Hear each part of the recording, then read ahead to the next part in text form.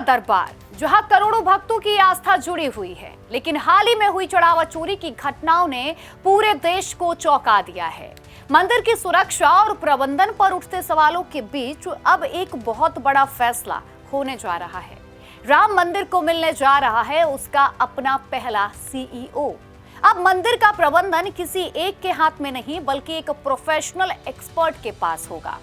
5,585 ये वो आंकड़ा है जितने लोगों ने इस पद के लिए अपनी दावेदारी ठोकी थी। लेकिन राम मंदिर का सीईओ बनना कोई आम नौकरी नहीं है। मंदिर की मर्यादा, सुरक्षा, लाखों श्रद्धालुओं की भीड़ का प्रबंधन और भविष्य की रणनीतियां, जिम्मेदारी बहुत बड़ी है।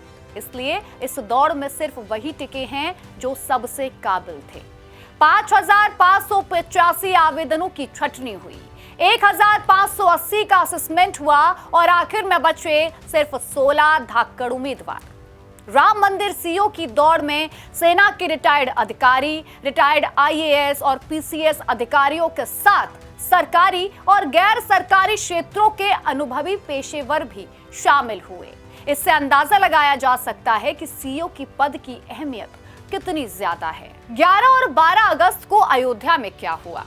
ग्रीन हाउस के बंद कमरे के अंदर इन 16 उम्मीदवारों का 1-to-1 इंटरव्यू हुआ। इनसे ऐसे सवाल पूछे गए जो उनकी काबिलियत की परीक्षा ले रहे थे। जैसे, अगर एक दिन में 5 लाख श्रद्धालु आ जाए तो भीड़ को आप कैसे संभालेंगे, या मंदिर की तकनीक और परंपरा का तालमेल कैसे बिठाएंगे।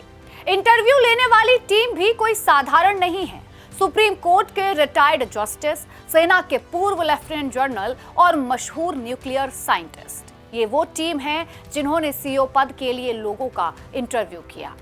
अब सवाल ये है कि जो नया सीईओ बनेगा उसका असली काम क्या होगा। तो देखिए, सबसे पहले आएगा क्राउड मैनेजमेंट। हर दिन आने वाले लाखों श्रद्धालुओं के दर्शन को सरल और सुगम बनाना उनका मकसद होगा। दूसरा, फाइनेंशियल ट्रांसपेरेंसी। मंदिर के चढ़ावे, दान और बजट का पूरा लेखा जोखा रखना और यह सुनिश्चित करना कि कोई गड़बड़ी ना हो। तीसरा, एडमिनिस्ट्रेशन। मंदिर परिसर के कर्मचारियों, सुरक्षा व्यवस्था और तमाम प्रशासनिक कार्यों की कमान को संभालना। और चौथा, डेवलपमेंट।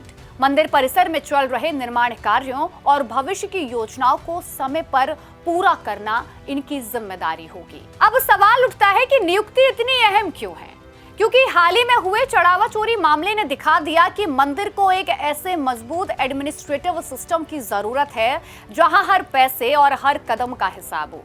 एसआईटी की जांच चल रही है, पुराने रिकॉर्ड खंगाले जा रहे हैं और इसी बीच एक फुल टाइम सीईओ की नियुक्ति मंदिर की प्रशासनिक नींव को और भी ज्यादा मजबूत कर देगी। मंदिर की भव्यता के साथ अब प्रशासनिक सख्ती का भी दौर शुरू हो चुका है। जो 16 लोगों का 1-to-1 इंटरव्यू हुआ था, उनमें से 3 लोगों को सिलेक्ट किया जाएगा।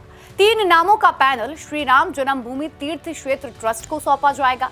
इसके बाद ट्रस्ट इन 3 नामों में से एक उम्मीदवार के नाम पर अंतिम फैसला लेगा। 2 सितंबर का दिन यह तय करेगा कि राम मंदिर की बागडोर किसके मजबूत हाथों में होगी। नजरें टिकी हैं क्योंकि अयोध्या के इतिहास में एक नया अध्याय जुड़ने जा रहा है। फिलहाल के लिए मेरे साथ इतना ही। ऐसी तमाम अपडेट्स के लिए जुड़े रहिए प्राइम न्यूज के डिजिटल प्लेटफॉर्म के साथ। नमस्कार।